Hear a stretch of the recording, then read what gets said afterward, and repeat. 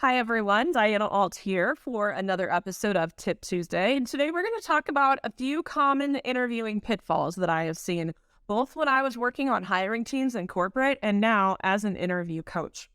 The first pitfall I see is people that just take way too long to answer questions.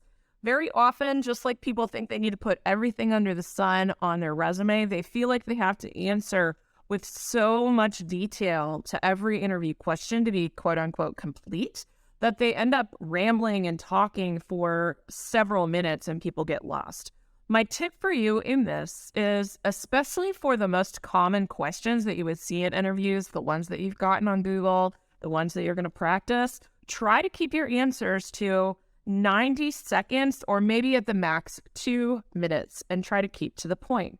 If you're worried that that's not enough time to give a complete answer, that's okay. Give a bit of a higher level answer within that time period and then ask the interviewer if they would like you to elaborate on anything. That'll give you more time.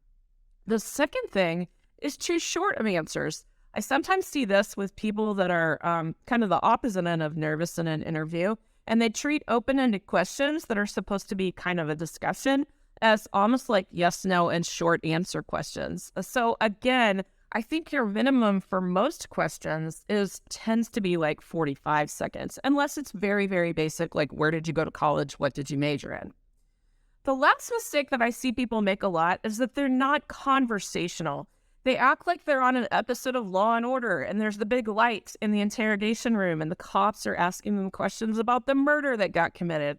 That's not the vibe that we want in interviews. So anytime that you can look for an opportunity to make your interview more conversational, which can be as simple as paying attention to the person that's interviewing you, looking for visual cues, and then maybe in the middle of one of your answers saying, does that make sense? Or are you tracking with me? Or something like that, just to kind of get the back and forth going a little bit.